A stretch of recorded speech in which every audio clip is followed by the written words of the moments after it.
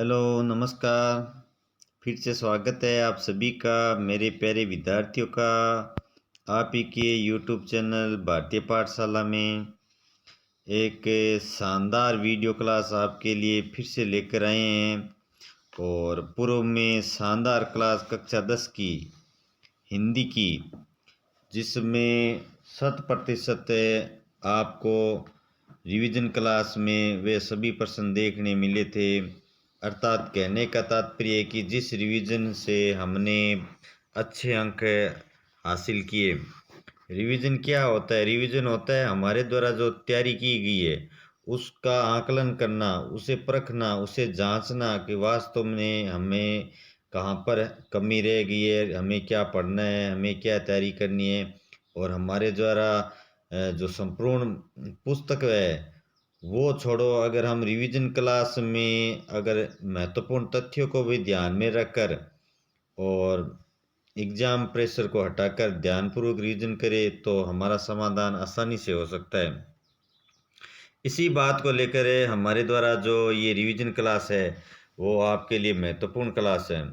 तो मैं एक बार सभी कक्षा 12 के विद्यार्थियों से आग्रह करता हूँ कि इस लाइव में आप ज़रूर अपनी उपस्थिति दर्ज करें।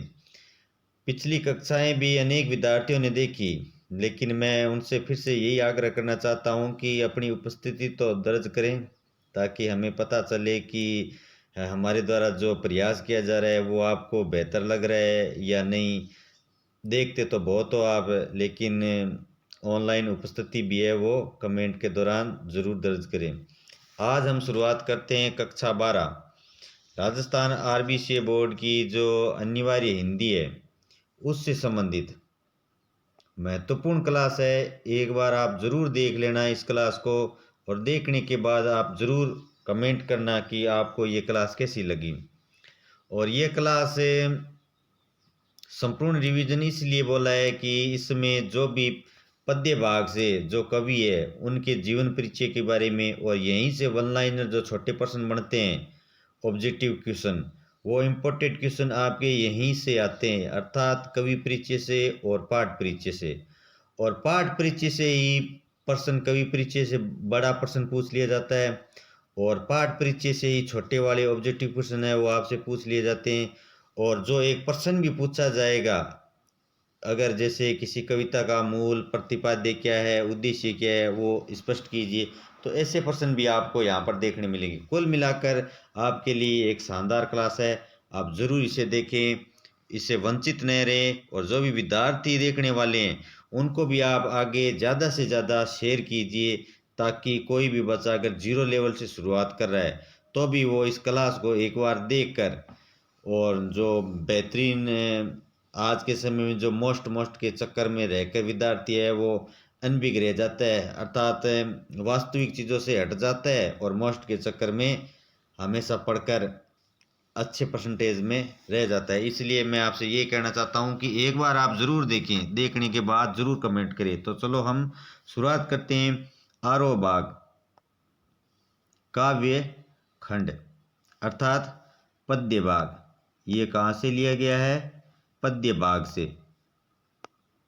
पद्य भाग से ये क्लास है वो संबंधित है। पद्य भाग में हरिवंश राय बच्चन जिनका हम बात करते हैं कवि परिचय, और यहीं से हम छोटे छोटे जो प्रश्न है वो आपके लिए बनाएंगे। कैसे बनाएंगे वो आप हमारे साथ संपूर्ण क्लास देखें। एक बार ऐसा नहीं है कि आप बीच में से थोड़ा सा देखने के बाद, आपको आनंद तब भी आएगा जब ये आप संपूर्ण पूरी क्लास देखोगे। शुरुआत करते हैं कवि परिचय से। आधुनिक हिंदी साहित्य में हल्लावाद के प्रवर्तक। लो, ये पहला ही प्रश्न आ गया। तो प्रश्न पूछ लिया गया, हरिवंश राय किस प्रकार के कवि थे? तो हल्लावाद के प्रवर्तक थे, तो हल्लावादी कवि थे। तो ये प्रश्न आपको एग्जाम में यहाँ से देखने को मिल सकता है। डॉक्टर हरिवंश राय बच्चन का जन्म 1907 में हुआ था। ये आपको इम्पोर्टेंट ध्यान में रखना है, इनका जन्म पूछे तो। और कहाँ पर हुआ था? इलाहाबाद में। पिता का नाम प्रताप नारायण और माता का नाम सरस्वती देवी था। माता और पिता का नाम अगर पूछ ही ले तो प्रताप नारायण और सरस्वती, अर्थात प्रताप बहुत बड़ा नाम है और विद्या जो उनके कवि है तो उस प्रकार ध्यान रखना सरस्वती देवी। इनकी शिक्षा के बारे में बात करते हैं। शिक्षा भी इनके इलाहाबाद विश्वविद्यालय से स्नातक अर्थात बीए की डिग्री, उसके बाद में स्नातकोत्तर एमए की डिग्री परीक्षा उत्तीर्ण की तथा कैम्ब्रिज विश्वविद्यालय से पीएचडी की उपाधि प्राप्त की थी। कहाँ से प्राप्त की थी? कैम्ब्रिज विश्वविद्यालय से पीएचडी की उपाधि। ये आपके लिए इम्पोर्टेंट प्रश्न बनता है। कैम्ब्रिज विश्वविद्यालय से उन्होंने पीएचडी की उपाधि प्राप्त की थी। ये प्रश्न अच्छा है। अब बात करते हैं जैसे कार्य संपादन, भाई कब से उन्होंने लिखना शुरू किया, कहाँ पर उनकी रुचि थी, किस प्रकार वो कविता के माध्यम से या मतलब साहित्य के क्षेत्र में आए, उन्होंने कविताएं लिखी, तो वो बात करते हैं। ये इलाहाबाद विश्वविद्यालय में प्राध्यापक रहे। सबसे पहले इलाहाबाद जो विश्वविद्यालय है उन्होंने वहाँ पर प्राध्यापक का कार्य किया। फिर आकाशवाणी के साहित्य कार्यक्रमों में सहबंद तथा विदेश मंत्रालय में हिंदी विशेषज्ञ रहे। आकाशवाणी से अर्थ है जैसे रेडियो प्रसारण होता है आकाशवाणी, उनके जो साहित्यिक जो कार्यक्रम होते थे ना उनसे संबंधित जो विदेश मंत्रालय में हिंदी विशेषज्ञ का उन्होंने कार्य किया था। ये बहुत ही इम्पोर्टेंट तथ्य है, यहाँ पर आपको ध्यान में रखना है कि छोटे वाले प्रश्न है वो यहाँ से प्रश्न बन सकता है और कवि परिचय में तो हम ये लिखेंगे अगर बड़ा वाला प्रश्न आ गया तो। अब बात करते हैं कि महत्वपूर्ण उनके लिए क्या हुआ। महत्वपूर्ण उनके लिए ये हुआ कि 1966 में राज्यसभा के लिए राष्ट्रपति द्वारा नामित हुए। राज्यसभा के लिए जो सदस्य थे ना उनके रूप में इनको क्या किया गया, नामित किया गया था। कब? 1966 में, और राष्ट्रपति के द्वारा नामित। यहाँ पर है वो आपको प्रश्न देखने को मिल सकता है। अगर ऐसा छोटे वाला प्रश्न बनता है तो वो इम्पोर्टेंट आपको ध्यान में रखना है। पुरस्कार की बात करें तो इसी दौरान उन्होंने ये पुरस्कार मिला था जब ये राज्यसभा के लिए नामित हुए थे। तो 1966 में सोवियत भूमि नेहरू, इन्हें 1966 में पहला पुरस्कार मिला था, सोवियत भूमि नेहरू पुरस्कार मिला। 1969 में 2 चट्टाने पर साहित्य अकादमी पुरस्कार मिला। सन 1976 में उन्होंने पद्म भूषण तथा सन 1992 में सरस्वती पुरस्कार से भी सम्मानित किया।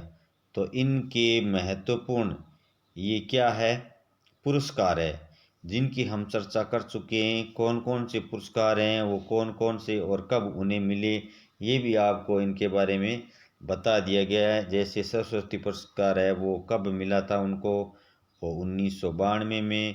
पद्म भूषण कब मिला था, 1976 में। तो ये बातें आपको ध्यान में रखनी है। अब बात करते हैं उनका निधन। जनवरी सन 2003 में मुंबई में इनका निधन हुआ था। कहाँ पर हुआ था? मुंबई में इनका निधन हुआ था। और 1907 में इनका जन्म हुआ था और 2003 में इनका क्या हो गया, निधन हो गया। अब हम बात करते हैं उनके प्रमुख रचनाओं, उनकी प्रमुख रचनाएं। जैसे पहली रचनाएं हैं मधुशाला, जो प्रकाशित कब हुई थी, यहाँ से ही आपको ध्यान में रखना है 1935। मधुशाला और मधु से बाद में मधुबाला जो कब हुई थी, 1938। तो मधुशाला और मधुबाला 1935, 1938 और उसी से संबंधित मधु कलश ये भी 1938 में प्रकाशित हुई थी।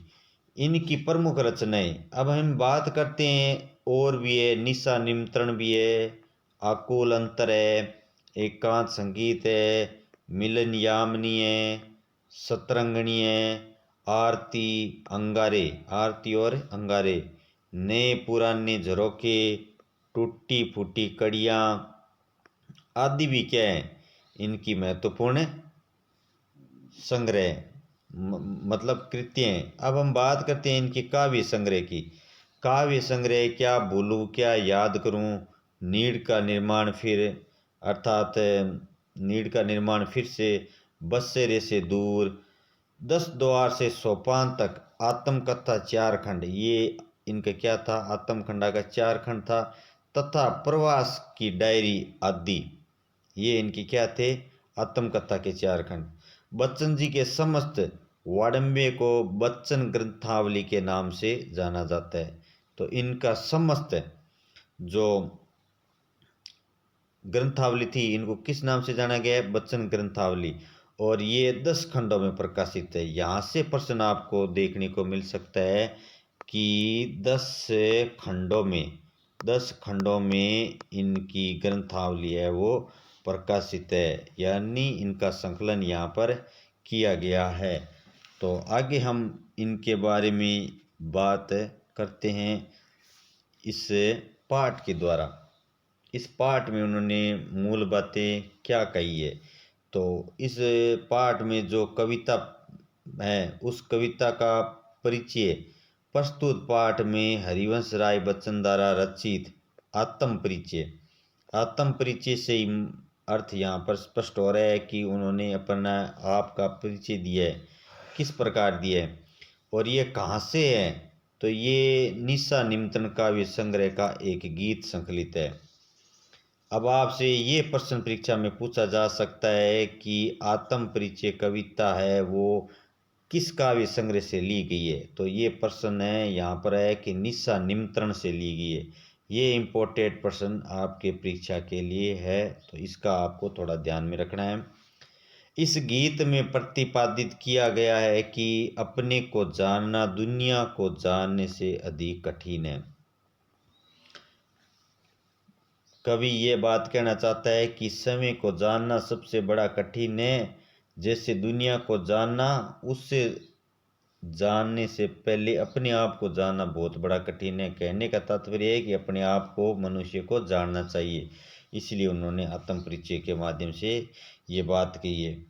पाठ में संकलित दिन जल्दी जल्दी ढलता है गीत में कवि हरिवंश राय बच्चन ने अपने जीवन के अकेलेपन की कुंठा अभिव्यक्त की है। कुंठा मतलब जो निराशा की भावना है, जो मतलब कुंठा वो होती है जो मनुष्य को, जिससे हताश रहता है, उसे प्राप्त नहीं होती है। तो उस चीज़ की उन्होंने यहाँ पर क्या किया है, अभिव्यक्त किया है। यात्रा पथ पर चलता हुआ पथिक, यानी यात्रा पथ यहाँ पर क्या है, जो जीवन है उसको लेकर बात करें, उसको एक प्रतीकात्मक रूप दिया है कि राह पर चलने वाला कौन होता है, पथिक। लेकिन आत्म परिचय में उन्होंने कहा है कि जीवन की राह पर चलने वाला पथिक अर्थात व्यक्ति अब मंजिल के पास ही है, ऐसा सोचकर अधिक तेजी से चलने लगता है। वह सोचता है कि घर पर लोग उसकी प्रतीक्षा कर रहे होंगे, इससे उसके कदमों की गति बढ़ जाती है। लेकिन जब कवि का जीवन एकांकी है तो वह किसके लिए ऐसी रखेगा। तो आपको ये बात ध्यान में रखनी है कि कवि यहाँ पर ये कहना चाहता है कि जो बातें हैं कि मनुष्य जीवन में जो चलता रहता है, दिन जल्दी जल्दी ढलता है, मतलब है समय है वो अपने चक्कर में चलता रहता है, और मनुष्य भी उसी विक्रम में अपना कार्य करता रहता है कि सुबह से जो पथिक है अर्थात जो राहगीर है, शाम को समय यही सोचता है कि घर वाले उसका इंतज़ार करते हैं, तो मुझे जल्दी जल्दी उस समय के अनुसार जो कदम रखकर अपने लक्ष्य को प्राप्त करने की अडिग प्रतीक्षा है। तो कवि क्या कह रहा है कि वो तो क्या है, एकांक है अर्थात अकेला है। कवि ने अपनी पत्नी की मृत्यु के बाद कुंठा में, और यहाँ पर कवि है वो अपनी मृत्यु के कुंठा में जीवन का चित्रण करते हुए संदेश दिया गया है कि जीवन में लक्ष्य प्राप्ति हेतु संघर्ष करने से उत्साह बढ़ता है, परंतु प्रेम के अभाव में निराशा और दुर्बलता आ जाती है।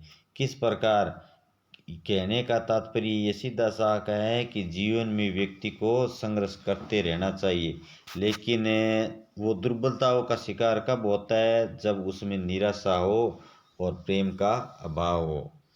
अब हम बात करते हैं हमारी पाठ्य पुस्तक जिसका अध्याय 2 है और उनके कवि है आलोक धनवा। उनके कवि परिचय के बारे में बात करते हैं और किस प्रकार यहाँ से आपको प्रश्न देखने को मिल सकते हैं। तो आलोक धनवा का जन्म 1948 में कहाँ पर हुआ था? मुंगेर बिहार में। इनकी छोटी सी अवस्था में अपनी कविताओं की रचना इन्होंने, सबसे बड़ी बात यह है कि छोटी सी अवस्था उम्र में ही कविताओं को लिखने का या रचना करने का कार्य शुरू कर दिया था। इसी कारण उन्हें अपार लोकप्रियता अर्जित की और छोटी सी उम्र में ही उन्होंने क्या कर ली थी? अपार लोकप्रियता अर्जित का मतलब हासिल प्राप्त कर ली थी ये उपलब्धि। इनकी पहली कविता जनता का आदमी, इनकी पहली कविता जनता का आदमी 1972 में प्रकाशित हुई थी। यहाँ पर आपके लिए बहुत ही अच्छा प्रश्न बनता है कि आलोक धनवा की पहली कविता कौन सी थी और उसका प्रकाशन कब हुआ था? 1972 में, जनता का आदमी। उसके बाद भागी हुई लड़कियां, बुढ़नों की बेटियों रचनाओं से इन्होंने प्रसिद्धि प्राप्त की। और किन रचनाओं के द्वारा उन्होंने सबसे ज़्यादा प्रसिद्धि प्राप्त की? भागी हुई लड़कियां, बुढ़नों की बेटियां रचनाओं से उन्होंने क्या प्राप्त की? प्रसिद्धि प्राप्त की। इनका एकमात्र काव्य संग्रह, अब बात करते हैं काव्य संग्रह की, तो काव्य संग्रह है उनका दुनिया रोज बनती है। इनका कहने का तात्पर्य ये है कि दुनिया है वो क्या बनती है? दुनिया रोज बनती है। उनका एकमात्र काव्य संग्रह, ये प्रश्न यहाँ पर आपके लिए एग्जाम में देखने को मिल सकता है कि आलोक धनवा का एकमात्र काव्य संग्रह का नाम बताइए, या दुनिया रोज बनती है काव्य संग्रह किन का है? तो आलोक धनवा का। सन 1998 में ये प्रकाशित हुआ था।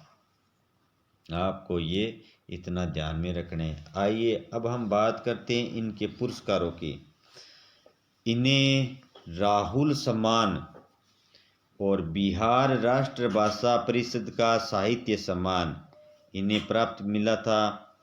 इन्हें बनारसी प्रसाद, भोजपुरी सम्मान तथा पहल सम्मान भी प्राप्त हुआ था।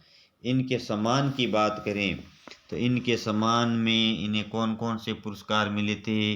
उन्हें राहुल सम्मान, बिहार राष्ट्र भाषा परिषद का साहित्य सम्मान, बनारसी प्रसाद, भोजपुरी सम्मान तथा पहल सम्मान इनको प्राप्त हुआ था।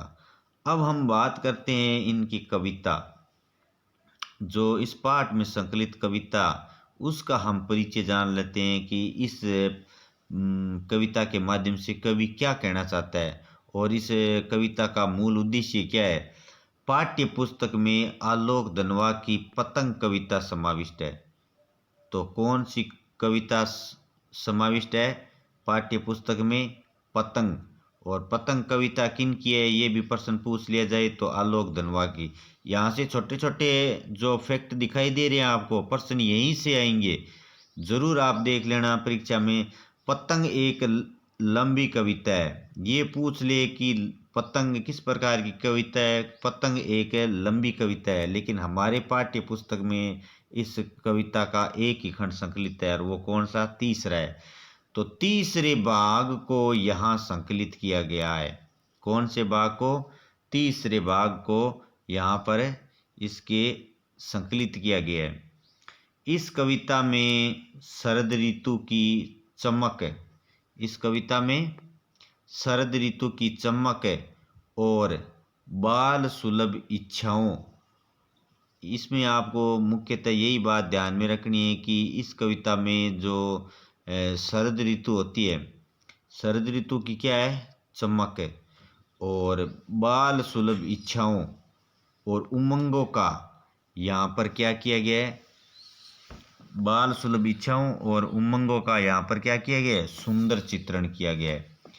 मैंने 2 से 3 बार दोहरान इसलिए किया ताकि आपको ये ध्यान में रखने कि बाल सुलभ इच्छाओं का और उमंगों का, यहाँ पर ये छोटे वाला प्रश्न बन सकता है, इसीलिए आप इस पर थोड़ा ध्यान जरूर दें, क्योंकि वर्षा ऋतु के धारासार मौसम के बाद, अर्थात वर्षा ऋतु के मौसम के बाद जब शरद ऋतु आने से धरती पर क्या होती है, चमकीली धूप छा जाती है और प्रकृति में परिवर्तन आने से सारा परिवेश, परिवेश का अर्थ है माहौल, माहौल कह दो, वातावरण कह दो, तो ये परिवेश माहौल क्या हो जाता है, सुहावना हो जाता है।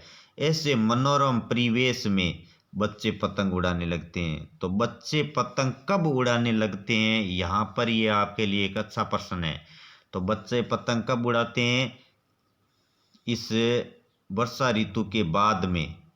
तो रंग बिरंगी पतंगों के साथ बच्चों की उमंगें भी आसमान को छूने लगती है और सब ओर से बच्चों की किलकारियाँ सुनाई देती है।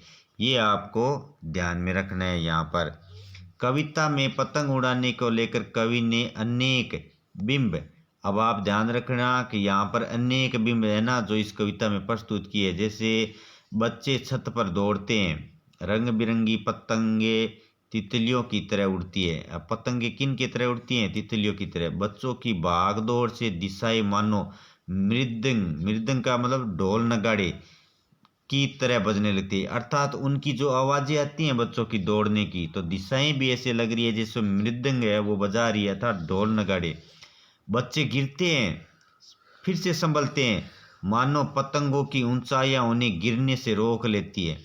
जो पतंगे हैं उन्हें क्या कर लेती है, गिरने से भी उनको क्या कर लेती है, रोक लेती है। इस तरह की पतंगबाजी से बच्चों का आत्मविश्वास बढ़ता है। तो बच्चों का आत्मविश्वास गिरने से उठकर संभल कर फिर संभलना, फिर उन्हें कोशिश करना, उत्साह करना। तो कविता का उद्देश्य भी यही है कि गिरकर संभलना, फिर अपने लक्ष्य की ओर जाना। इस प्रकार से ही कवि ने यहाँ पर बच्चों की जो मनोस्थिति का वर्णन किया है। इस तरह पतंगबाजी से बच्चों का आत्मविश्वास बढ़ता है और वे बार बार नई पतंगों को सबसे ऊंचा उड़ाने का हौसला लेकर मानो स्वयं भी हौसले की उड़ान भरने लग जाते हैं। यही इस कविता का मूल प्रतिपाद्य है, अर्थात उद्देश्य है। बच्चों के द्वारा उत्साह की बात इस कविता में की गई है। अब हम बात करते हैं कुंवर नारायण। ये हमारा तीसरा अध्याय है, कुंवर नारायण और कवि परिचय। इनका जन्म 1927 फैजाबाद में, और फैजाबाद कहाँ है, उत्तर प्रदेश में। इनकी प्रारंभिक शिक्षा के बारे में बात करें तो उन्होंने लखनऊ विश्वविद्यालय से अंग्रेजी से एमए किया था। यावरी का अर्थ है घूमतू, अर्थात घूमतू प्रवृत्ति के ये व्यक्ति थे। घूमतू का मतलब घूमने वाले। ये हर बार अपने लेखन के लिए जगह जगह स्थान विशेष पर घूमकर तो उनका लेखन करते। प्रवृत्ति के कारण इन्होंने पोलैंड, रूस, चीन आदि देशों की यात्रा कर अनेक अनुभव प्राप्त किए थे। इसलिए ये क्या थे, अनुभवी व्यक्ति थे। यायावरी प्रवृत्ति के होने के कारण सन 1950 के आसपास उन्होंने काव्य लेखन प्रारंभ किया। अब यहाँ पर यह प्रश्न पूछा जा सकता है कि कुंवर नारायण ने लेखन का कार्य कब किया था। तो 1950 के आसपास, 1950 के आसपास है उन्होंने लेखन कार्य प्रारंभ किया था। लंबे समय तक युग चेतना पत्रिका से जुड़े रहे। ये अच्छा प्रश्न है कि युग चेतना पत्रिका से किन का जुड़ाव था, तो कुंवर नारायण का था। कुंवर नारायण के 4 काव्य संग्रह प्रकाशित हुए। 4 किस प्रकार, मान लो एक चक्रव्यूह है, दूसरा परिवेश है, परिवेश हम तुम, ये क्या है, 7 में चक्रव्यूह, परिवेश हम तुम, और अपने सामने कोई दूसरा नहीं, ये तीसरा है। ये कौन सा है, ये तीसरा है। और चौथा है इनका इन दिनों। तो ये क्या क्या है, इनके काव्य संग्रह। हम इनको ध्यान में रख सकते हैं कि किस प्रकार चक्रव्यूह है, और चक्रियों के बाद में परिवेश, इस प्रकार चक्रियों रचा कि परिवेश में हम तुम, और बाद में अपने सामने कोई दूसरा नहीं इन दिनों। ऐसे भी हम थोड़ा सा इनके काव्य संग्रह को याद रख सकते हैं, अर्थात हम एक वाक्य बना लेते हैं। और नचिकेता की पुरानी कथा पर उन्होंने आत्मजयी प्रबंध काव्य की रचना की थी। किसके, तो नचिकेता, ये आपको ध्यान में रखना है कि नचिकेता की एक पुरानी कथा पर उन्होंने आत्मजेयी, यहाँ पर आत्म परिचय है ना, वो तो आपको ध्यान में रखना है कि किनका है, हरिवंश राय बच्चन का। और ये आत्मजेयी, ये प्रबंध काव्य की रचना किसने की थी, कुंवर नारायण ने की थी। यहाँ पर भी ये कन्फ्यूजन आप है थोड़ी सी दूर कर लेना। कुंवर नारायण की कविता में व्यर्थ का उलझाव, अखबारी सतहपिन और वैचारिक धुंध के बजाय संयम, परिष्कार, साफ सुथरापन है। कि उन्होंने अपनी कविता में व्यर्थ का उलझाव नहीं रखा है, अखबारी सतह पर जो चीज़ें हैं ना उनका ध्यान रखा है, वैचारिक धुंध के बजाय परिष्कार और साफ सुथरापन है उनकी कविता में दिखाई देने को मिलता है। ये आप कवि परिचय में लिख सकते हो। भाषा और विषय की विविधता इनकी कविताओं के विशेष गुण माने जाते हैं। ये बात है, इनमें यथार्थ का खुदरापन तथा भावगत सहज सौंदर्य भी विद्यमान है। ये कौन सी, ये जब आपसे कुंवर नारायण का परिचय पूछ लिया जाए ना, तब आप उनके बारे में लिख सकते हो। अब हम बात करते हैं कविता जो परिचय क्या है, कि पाठ में कुंवर नारायण की 2 कविताएं संकलित है। कितनी कविताएं संकलित है, 2 कविताएं संकलित है। इन दिनों काव्य संग्रह से संकलित कविता, इन दिनों काव्य संग्रह से कौन सी है, कविता के बहाने। इसमें आपको क्या समझाया गया है, इसमें बहाने में बताया गया है। तो आपको इनके 2 कविता संकलन है वो ध्यान में रखने हैं। कि ये बात बताइए कि आज की यांत्रिकता, यांत्रिक अर्थात यंत्रों के जो ज़माना है ना, यंत्रों का ज़माना, उनके कारण दबाव के कारण जो कविता का अस्तित्व है वो क्या हो जाता है, अस्तित्व है वो मिट सकता है। किन के कारण, क्योंकि आज का यंत्रों की जो जो उपलब्धता ज़्यादा है, तो उस उपलब्धता के कारण कविता जो आज बहुत ही कम देखने को गाने को मिलती है। तो यही बात इस कविता के माध्यम से उन्होंने बताई है। ऐसे में प्रस्तुत कविता लेखन की अपार संभावनाओं को समझाने का अवसर देती है। दूसरी कविता बात सिद्धि थी पर शीर्षक से संकलित है। तो इस कविता में कथ्य और माध्यम के द्वंद्व को उकेरते हुए, अर्थात बोलने वाला और जो माध्यम है उन दोनों के द्वंद्व को उकेरते हुए भाषा की सहजता की बात की गई है। भाषा की सहजता की बात ये है कि हमें सही कथन बोलनी चाहिए, सही बात कहनी चाहिए। इन दोनों के द्वंद्व में आपस में बात वो सिद्धि होते हुए भी क्या हो जाती है, अर्थात कभी कभी उल्टी हो जाती है। जो बात हम कहना चाहते हैं वो नहीं कह सकते, और उसके माध्यम से वह वो इनमें द्वंद्व हो जाती है, वो तोड़ मरोड़ कर पेश की जा सकती है। तो कवि का कहना है कि हमें सीधी सरल बात को बिना पेंच फंसाए सीधे सरल शब्दों में कहने का प्रयास करना चाहिए। भाषा के फेर में पड़ने से, अर्थात भाषा का ज़्यादा ज्ञान देने से बात स्पष्ट नहीं हो पाती है, कविता में जटिलता बढ़ जाती है। यानी कठोर शब्द आते हैं तो कविता में जटिलता बढ़ जाती है, तथा वो अभिव्यक्ति में अर्थात समझाने में उलझाव आ जाता है। यानी जितनी जटिलता होगी तो उसे अभिव्यक्त करने में उलझाव तो आएगा ही। अतः अच्छी बात अथवा अच्छी कविता के लिए शब्दों का चयन, इसलिए शब्दों का चयन, भाषागत प्रयोग सहज होना ही नितांत अपेक्षित है। ये बात है कवि ने यहाँ पर बहुत ही अच्छी बताई है कि कविता सरल होनी चाहिए, सहज होनी चाहिए, मन की अभिव्यक्ति को सरल रूप से समझ में आनी चाहिए, उसमें भाषा का किसी प्रकार का उलझाव नहीं होना चाहिए। ये बात उन्होंने अपने कुंवर नारायण ने बात सीधी थी इसके माध्यम से कही है। तो बच्चे हैं वो इस प्रश्न का उत्तर आसानी से दे सकते हैं। आगे हम बात करते हैं रघुवीर साय। रघुवीर साय के बारे में कवि परिचय के, जिनका जन्म 1929 लखनऊ में हुआ। इनकी कविता साफ सुथरी, सरल और अत्यंत सीधी भाषा की परिचय का है, अर्थात परिचय प्रदान करने वाली है। इन्होंने घर मोहल्ले के चरित्रों पर अपनी कविताएं लिखकर इन्हें हमारी चेतना का स्थायी नागरिक बनाया है। हमें कैसा नागरिक होना चाहिए, इसलिए उन्होंने जो घर के आसपास घर मोहल्ले के जो चरित्र होते हैं ना लोगों को, उनको बनाकर अपनी कविता में लिखा है, और उसकी चेतना के माध्यम से हमें बताया कि हमें कैसे नागरिक होना चाहिए। उसके बाद में उन्होंने किन पर कविता ज़्यादा लिखी है, हत्या पर, लूटपाट, आगजनी और छल छदम, यानी छल किस प्रकार छल कपट जो व्यक्ति करते हैं उनकी तथा साथ ही राजनीतिक भ्रष्टाचार का भी उन्होंने अपने कविता के माध्यम में उजागर किया है। कविता में निबंध होकर आत्मान्वेषण का माध्यम बन जाते हैं। तो इस प्रकार है वो उन्होंने बहुत ही सरल सहज तरीके से इनको समझाया है। इस तरह इनकी कविताएं आसपास की दुनिया को रूपायित करती है। रूपायित अर्थात इनके आसपास की दुनिया के बारे में, अर्थात हमारे आसपास के जो घटक है, घटने वाली जो रोज़मर्रा जिंदगी है, उसकी दुनिया को यहाँ पर रूपायित करती है। वे इस संसार के सारे दर्दों को मिटाना चाहते हैं।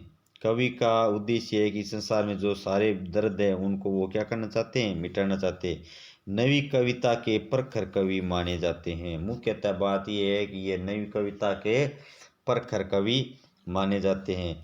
रघुवीर साय के प्रमुख काव्य संग्रह कौन कौन से हैं? आत्महत्या के विरोध, ये आपको ध्यान में रखना है। सीढ़ियों पर धूप, लोग भूल गए हैं, ये कुछ पत्ते कुछ चिट्ठियाँ, एक समय था, हंसो हंसो जल्दी हंसो आदि, ये इनके प्रमुख काव्य है। तो आपको काव्य संग्रह भी ध्यान में रखने हैं। इनके कौन कौन से हैं मुख्य काव्य संग्रह, ये आपको ध्यान में रखनी है।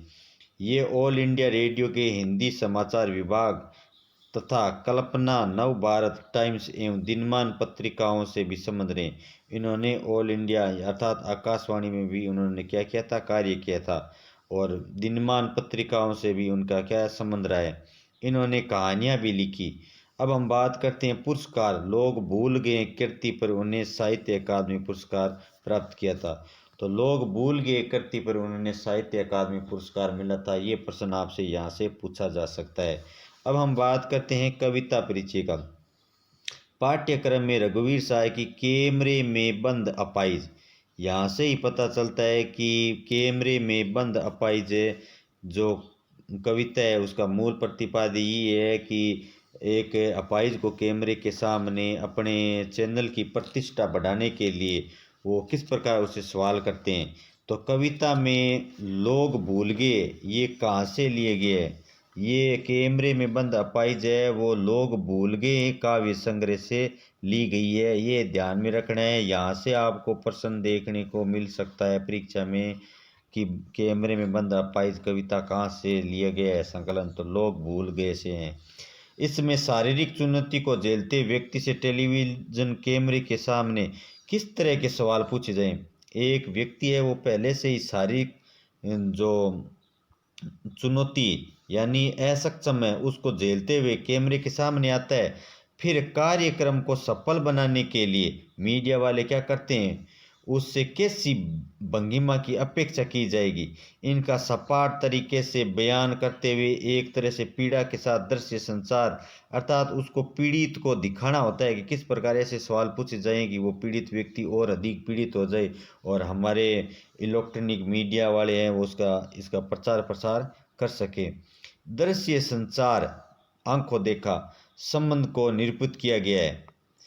वस्तुतः किसी की पीड़ा को बहुत बड़े दर्शक वर्ग तक पहुंचाने वाले व्यक्ति को उस पीड़ा के प्रति संवेदनशील होना चाहिए कि इतनी पीड़ा अगर वो समझ रहे हैं तो उसे बताने वाले को क्या होना चाहिए, संवेदनशील होना चाहिए कि वास्तव में पीड़ा को जो मीडिया वाले बता रहे हैं उन मीडिया वालों को खुद इनके प्रति कितना संवेदनशील होना चाहिए।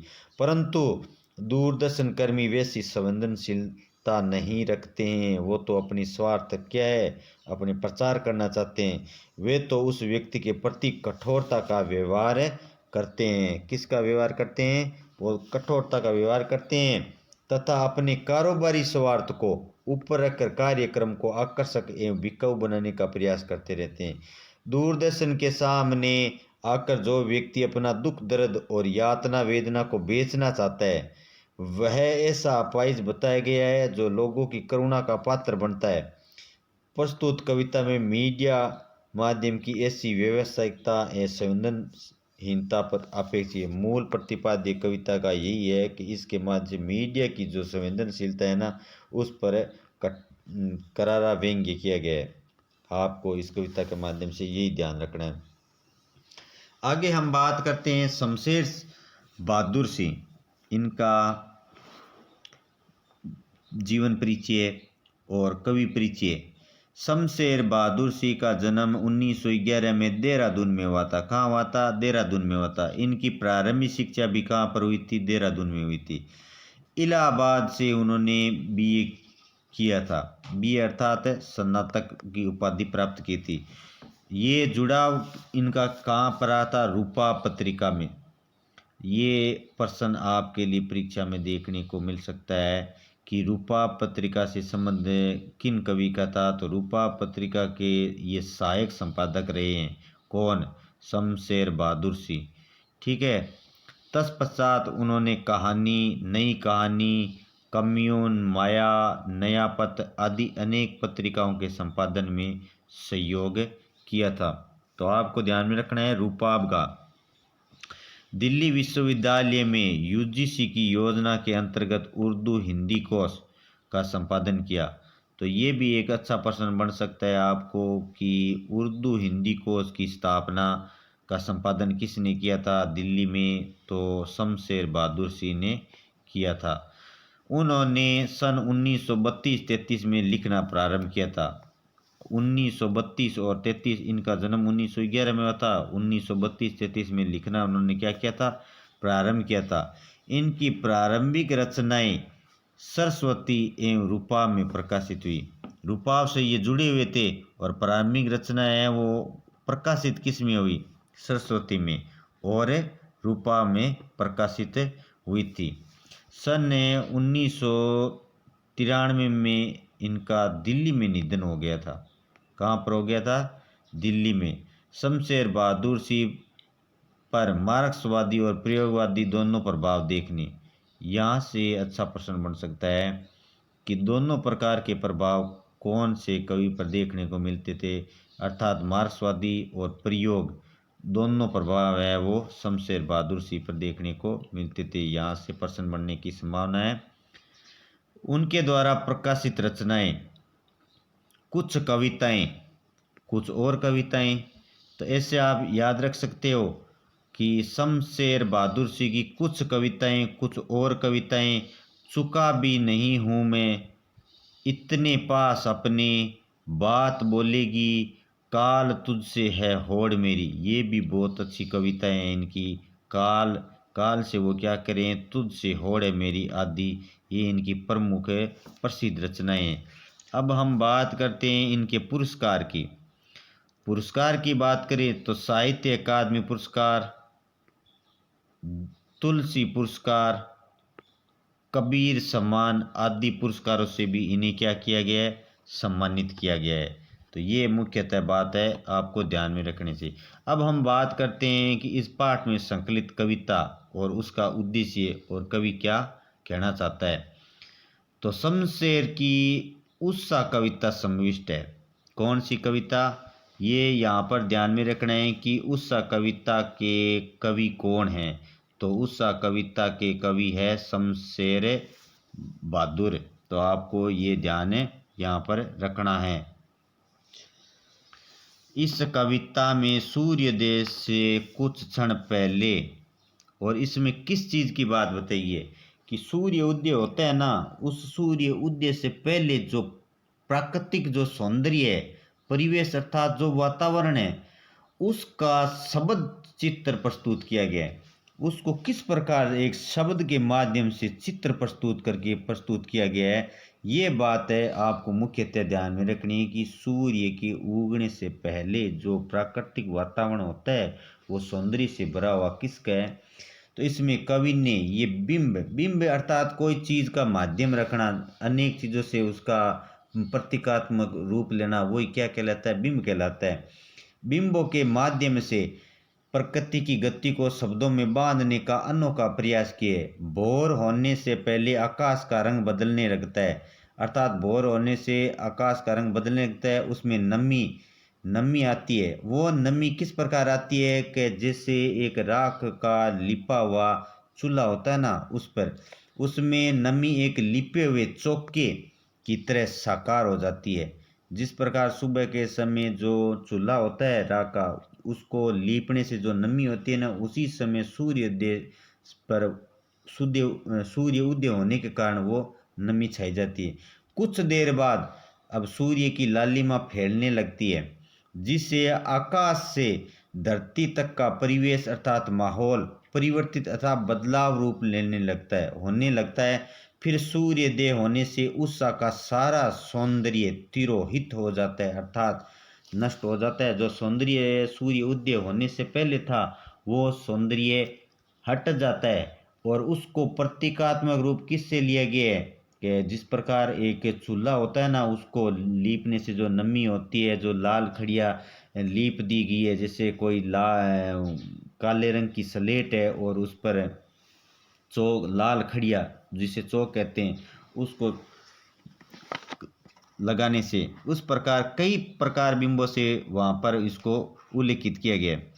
भविष्य की उजास फैल जाती है। इस तरह दिन की शुरुआत होती है, जिसमें दिन की शुरुआत अब देखो कैसे होती है, रंग से, गति तथा प्रकाश के साथ नए एहसास का प्रसार होने लगता है। तो कवि ने यहाँ पर बताया है कि दिन का एहसास है वो किस प्रकार सूर्य उदय होने के बाद में उनका सौंदर्य फिर उसके बाद का बताया।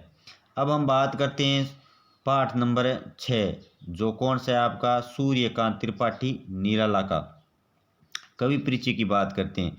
छायावादी, ये क्या है? सूर्यकांत त्रिपाठी छायावादी। जिस प्रकार हमने पढ़ा था कि हरिवंश राय है वो हालावादी कवि थे, और छायावादी कवि के नाम से प्रसिद्ध कौन है? छायावादी कवि के नाम से प्रसिद्ध हैं यहाँ पर कौन है? सूर्यकांत त्रिपाठी निराला, जो सबसे विलक्षण प्रतिभा के धनी रहे हैं। तो छायावादी कवि आपको ये ध्यान में रखना है, और विलक्षण प्रतिभा के धनी कवि। सूर्यकांत त्रिपाठी निराला का जन्म बंगाल के मेदिनीपुर जिले के महिषादल नामक स्थान पर 1899 में हुआ था। आपको यही पर ध्यान में रखना है, महिषादल, मेदिनीपुर और सूर्यकांत त्रिपाठी निराला का इनका जन्म। और इनकी शिक्षा की बात करें तो ये मैट्रिक पास थे। अल्प आयु में इनका क्या हो गया था? विवाह हो गया था। पिता की मृत्यु से मेदिनीपुर रियासत में नौकरी प्राप्त की, और यहाँ पर पिता की मृत्यु के पश्चात ही उन्होंने नौकरी प्रारंभ की। परंतु 22 वर्ष की आयु में पत्नी का भी क्या हो गया था? निधन हो गया था। तो इनका परिवार में बहुत सारे सदस्यों का इनकी देखते देखते क्या हो गई थी? बहुत सारी मृत्यु हो गई थी। इसलिए इन कवि पर भी इनका बहुत प्रभाव पड़ा था। इस तरह व्यथित पीड़ित, इसीलिए वो क्या थे? व्यथित और पीड़ित होकर निराला जी अपने पैतृक गांव गढ़गोला उन्नाव उत्तर प्रदेश लौट आए थे। किस कारण वो गढ़गोला उन्नाव उत्तर प्रदेश आए थे? अपने परिवार जनों के सदस्यों की मृत्यु के कारण ही वो उन्नाव गढ़गोला आए थे। इनको किस प्रकार का कवि कहा जा सकता है? इनको युगांतकारी कवि के नाम से भी जाना जाता है। इनकी कविता में तत्कालीन समाज की क्या पीड़ा और परतंत्रता, कुंठा आदि के प्रति आक्रोश था। अन्याय तथा असमता के प्रति गहरे विद्रोह की सम एवं विषम परिस्थितियों में संघर्ष करते रहने की गूंज सुनाई देती है। ये भी आपको ध्यान में रखना है। बंगला, हिंदी, अंग्रेजी के साथ संस्कृत पर इनका असाधारण अधिकार था। अब बताओ इन्होंने कौन कौन सी भाषाओं पर अधिकार था? बंगला, हिंदी, अंग्रेजी और दर्शन शास्त्र के भी ये क्या थे? गहन अध्येता थे। ये इम्पोर्टेंट तथ्य हैं, आपको इनको ध्यान में रखना है। इनका देवासन 1961 में हुआ था। कब हुआ था? 1961 में, अर्थात इनका निधन। काव्य रचनाओं के नाम हैं वो हम जानते हैं कि उनकी प्रमुख कौन कौन सी काव्य रचनाएं थी। ये बहुत ही इम्पोर्टेंट और महत्वपूर्ण रचनाएं हैं। अनामिका जो उनकी सुप्रसिद्ध रचना है, परिमल है, गीतिका है, बेला है, तुलसीदास, कुकुरमुत्ता, अणिमा, अपरा, नए पत्ते, अर्चना, आराधना, गीत गूंज, सांदे, कांकली आदि इनकी क्या है? प्रमुख रचनाएं। ये रचनाएं आपको ध्यान में रखनी है, बहुत ही इंपॉर्टेंट रचनाएं हैं। इनकी समस्त रचनाओं को 8 खंडों में, कितने खंडों में? इनकी समस्त रचनाओं को 8 खंडों में निराला ग्रंथावली के नाम से प्रकाशित किया गया है। निराला जी की रचनाएं कितने खंडों में प्रकाशित है वो आपको ध्यान में रखना है। 8 खंडों में। 8 खंडों में ये बार बार आपसे पूछा जाएगा, छोटे वाले में प्रश्न यहाँ पर आ सकता है। तुलसीदास और राम की शक्ति पूजा काव्य उनके गहन चिंतन प्रौढ़ता एवं प्रखरता के परिचायक है। ये बात आपको ध्यान में रखना है। तो बहुत ही अच्छे कवि और उनके कविता के द्वारा जो पाठ्य रचनाएं इसमें बात करते हैं। तो इनके कवि निराला के बादल राग शीर्षक से 6 कविताओं की रचना की गई है। कितनी रचनाओं की? 6 रचनाओं की। पाठ्य पुस्तक में उनके बादल राग और बादल राग कविता अनामिका कविता संग्रह से संकलित है। कौन से संकलित है? यहाँ पर ये प्रश्न आपको देखने को मिल सकता है कि ये बादल राग कविता से संकलित है। इस कविता में यद्यपि प्रकृति का चित्रण किया गया है परंतु ये उपदेशात्मक है। इसके प्रथम भाग में बादल के कोमल और काम्य रूप का वर्णन किया गया है परंतु द्वितीय भाग में बादल को क्रांति का, अब इसमें 2 रूप प्रतीत किए गए। पहले में काम्य रूप का और इसके परंतु द्वितीय में इसको क्रांति का प्रतीक बताया गया है। ये बात आपको मुख्यतः ध्यान में रखनी है। शक्तिशाली चित्रित किए। इसके द्वारा कवि ने सामूहिक क्रांति की घोषणा कर जहाँ उसकी अनिवार्यता को संकेत किया है वहाँ उसे दलित जनों का सहायक है। दलित जनों का क्या कहा गया है? सहायक और शोषकों का विनाशकर्ता भी बताया गया है। इस दृष्टि से बादल को विप्लव का प्रतीक और क्रांति का दूत, बादल को किसका दूत बताया गया है? बादल को विप्लव का प्रतीक और क्रांति का दूत चित्रित कर कविवर निराला ने उसे सामाजिक विसंगतियों पर सहारक चित्रित किया गया है। ये इम्पोर्टेंट है, आप जरूर ध्यान रखना। इस पाठ से आपको प्रश्न देखने को मिल सकता है कि बादल को किसका प्रतीक बताया गया है और किस प्रकार भी बताया गया है। तो बादल का गर्जन तर्जन, अग्निपात, मूसलाधार वर्षण आदि जहाँ प्रकृति में जल प्रलय मचा देता है। भाई बादल जब अपने उस रूप में होता है तो वो क्या करता है? मूसलाधार वर्षण आदि करता है, प्रकृति में जल प्रलय मचा देता है। वहीं शोषकों का सामना करने की शक्ति प्रकट करने का भी संदेश देता है। और जो शोषण करने वाले लोग होते हैं, जो शोषक, जो जिससे पीड़ित हैं, उनका भी यहाँ पर दोनों के माध्यम से इस निराला जी ने बताया। निराला का ये कविता मूल संवेदना की दृष्टि से अति ओजस्वी है। ये बात है आपको ध्यान में रखनी है। तो आगे चलते हैं। जो भी हमारे इस वीडियो क्लासेस को लाइव देख रहे हैं तो लाइक और कमेंट ज़रूर करें, शेयर करें। जितने भी विद्यार्थी हैं एक बार सारे जुड़ जाएं। हमारा प्रकरण है वो चलता रहेगा। हमारा ये एक रिवीजन क्लास है, अच्छी रिवीजन क्लास है जो विद्यार्थी अपना स्वयं का आकलन कर सकते हैं। अब हम बात करते हैं पद्य भाग के अंतिम पाठ अर्थात अध्याय गोस्वामी तुलसीदास, जिनके बारे में हिंदी साहित्य के सगुण काव्य धारा के ये क्या कहते? राम भक्ति शाखा के कवि थे। किसके कवि थे? राम भक्ति शाखा के सर्वोपरि कवि कहलाए। क्या कहलाए? सर्वोपरि कवि कहलाए।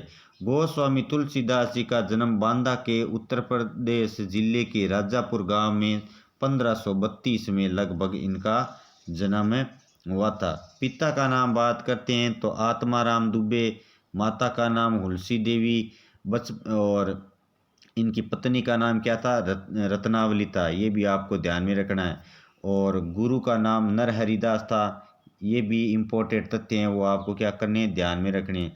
बचपन में माता का निधन होने तथा पिता ने अशुभ मूल नक्षत्र में जन्म लेने के कारण इन्हें त्याग किया था। एक कथा के अनुसार उनका माता का निधन हो गया था और पिता ने सोचा कि ये अशुभ मूल नक्षत्र में पैदा हुआ है, इसलिए उन्होंने उनका क्या कर दिया था?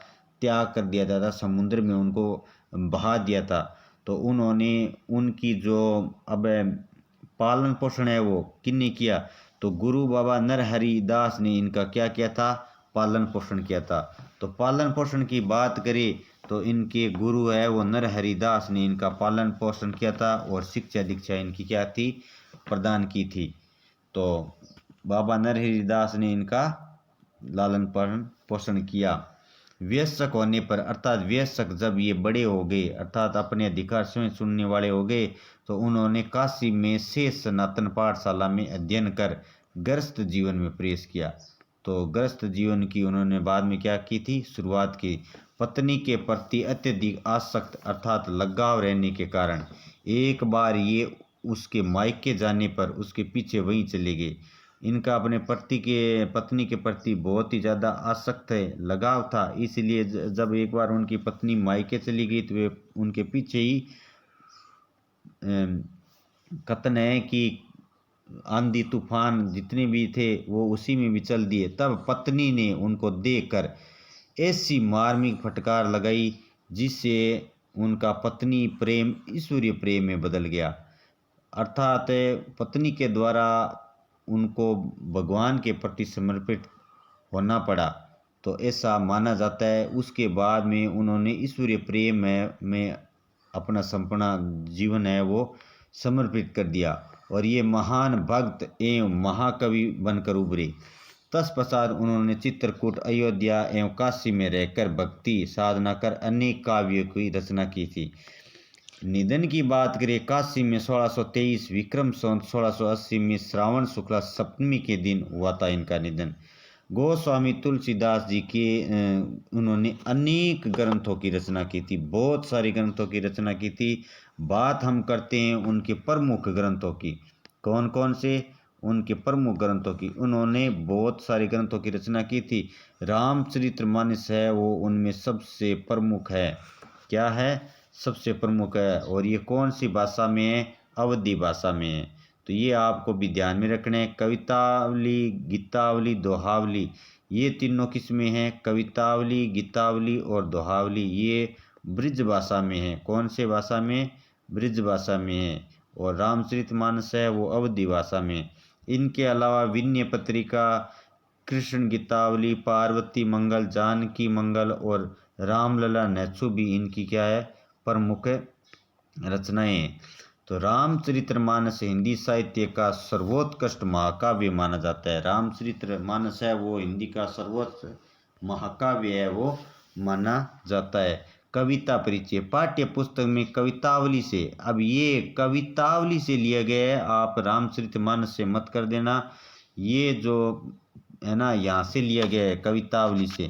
तो इससे 2 कवित और 1 सवैया संकलित है। इस अंश में किसी किसान को लक्ष्य कर पेट की आग बुझाने के लिए, सब संकटों के समाधान के लिए राम भक्ति का संदेश दिया गया। राम भक्ति का संदेश किस लिए दिया है कि पेट की आग को बुझाने के लिए किसान के द्वारा जो भगवान की क्या करता है, आराधना करता है कि किस प्रकार वर्षा हो जाए, तो वो एक कवितावली के माध्यम से किया है। खेती न किसान की कवित में तत्कालीन सामाजिक समस्या, और जो एक किसान की खेती होती है उसके लिए तत्कालीन जो समस्या होती है उन समस्याओं पर व्यंजना कर गरीबी, बेरोजगारी यथार्थपूर्वक चित्रण किया, अर्थात सत्यपूर्ण जो चित्रण किया है उन्होंने इसके माध्यम से किया गया है। तो आपको ये इम्पोर्टेंट तथ्य है वो ध्यान में रखनी है। दूसरी कविता लक्ष्मण मूर्छा। लक्ष्मण मूर्छा अर्थात जो घायल हैं, राम का विलाप। राम का विलाप उनके रामचरितमानस के लंका कांड से लिए गए। अब दूसरी कविता जो लक्ष्मण मूर्छा है वो कहाँ से ली गई है, रामचरितमानस के लंका कांड से ली गई है। जो लंका में जो घटना घटी थी ना वो ये रामचरितमानस से लिए गए। यहाँ से प्रश्न है वो आपको ध्यान में रखना है कि लक्ष्मण मूर्छा है वो कहाँ से लिए गए है। ठीक है, राम तो लक्ष्मण के शक्ति बाण लगने का प्रसंग अति मार्मिक ही है। वो मार्मिक स्थल है जिस जगह पर उन्हें जो बाण लगा था, शक्ति बाण। इसमें भाई के शोक में व्याकुल जो मर्यादा का पालन करने वाले कौन थे, मर्यादा पुरुषोत्तम राम को विलाप करते हुए, अर्थात जो व्यक्ति सभी मर्यादाओं का क्या करे, पालन करे, और वही व्यक्ति वहां पर क्या करे, विलाप करे। विलाप करते हुए दिखाया दिया गया, जो कि भातृ प्रेम और किस कारण, अपने भाई के प्रेम के कारण मार्मिक अनुभूतियां, जो उससे जुड़ी जो बातें हैं उनको वो स्मरण कर रहा है, याद कर रहा है कि घर वालों को जाकर मैं क्या जवाब दूंगा, वो सारी बातें क्या है, समन्वित है। इसमें गोस्वामी तुलसीदास जी ने शोक के परिवेश में अर्थात माहौल में हनुमान का संजीवनी लेकर आने का वर्णन किया है कि इस प्रकार इस शोक की घड़ी में किस प्रकार हनुमान जी है वो अपनी अद्भुत शक्ति के माध्यम से संजीवनी लेकर वहाँ पर आते हैं, उसका वर्णन किया है। रस के बाद जो शोक रस था, उस शोक रस के बाद में हनुमान जी के द्वारा अद्भुत संजीवनी लेकर आना एक वीर रस का भी प्रयोग हुआ है, अर्थात वीरता की बातें रोचकता से दिखाया गया है। ये प्रसंग अतीव प्रभावपूर्ण है। तो इस प्रकार आपको ये हमारे द्वारा जो क्लास है वो कैसी लगी, इसके बारे में आप ज़रूर कमेंट करना। जो भी लाइव देख रहे हैं वो अपनी उपस्थिति ज़रूर दर्ज करें, ताकि हमें भी पता चले कि आपको ये क्लास कैसे लगी है। तो आप ज़रूर अपनी उपस्थिति दर्ज करिए। आगे हम इससे जुड़े जो गद्य भाग का भाग है उससे संबंधित प्रश्न है, जो लेखक परिचय हैं, वो भी हम आपके समक्ष जल्द से जल्द लेकर आएंगे। आप हमारी क्लास को ज़्यादा से ज़्यादा शेयर कीजिए, लाइक कीजिए, कमेंट कीजिए और इस बेहतरीन क्लास को रिवीजन ज़रूर कीजिए, 1 से 2 बार रिवीजन कीजिए। अभी भी आपके सामने समय पड़ा है, तो थोड़ा सा समय निकाल कर आप अपना आकलन कर सकते हैं, अपने आप को परख सकते हैं कि किस प्रकार मेरी तैयारी है। तो इसी के साथ मैं फिर से आपके समक्ष एक क्लास लेकर आऊँगा, तब तक के लिए मैं आपसे विदा लेता हूँ। जय हिंद, जय भारत।